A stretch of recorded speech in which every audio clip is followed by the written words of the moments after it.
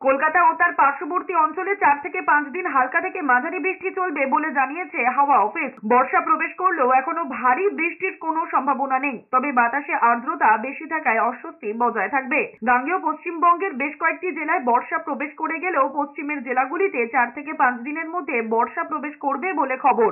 এদিকে দক্ষিণবঙ্গ যখন বৃষ্টির অপেক্ষায়, তখন উত্তরবঙ্গে বৃষ্টি থামারই নাম নেই। উত্তরবঙ্গের 5 জেলায় 25 থেকে 27 তারিখ ফের ভারী থেকে অতি ভারী বৃষ্টির পূর্বাভাস রয়েছে। কলকাতা পার্শ্ববর্তী অঞ্চলে আগামী 4-5 দিন বৃষ্টিপাতের সম্ভাবনা থাকছে, তবে মেনলি হালকা থেকে মাঝারি ধরনের বৃষ্টিপাতই থাকবে। তাপমাত্রা খুব একটা উল্লেখযোগ্য পরিবর্তন থাকবে না দক্ষিণবঙ্গের জন্য আগামী 5 দিন। কিছুটা অংশে বর্ষা প্রবেশ করে গেছে, ফলে জলীয় বাষ্পের প্রবেশ যথেষ্ট বেশি রয়েছে বঙ্গোপসাগর থেকে, ফলে আর্দ্রতা বেশি থাকবে।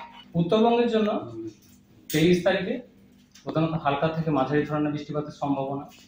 24 তারিখ থেকে আবার উত্তরবঙ্গে কিছুটা বৃষ্টিপাত বাড়ার সম্ভাবনা রয়েছে।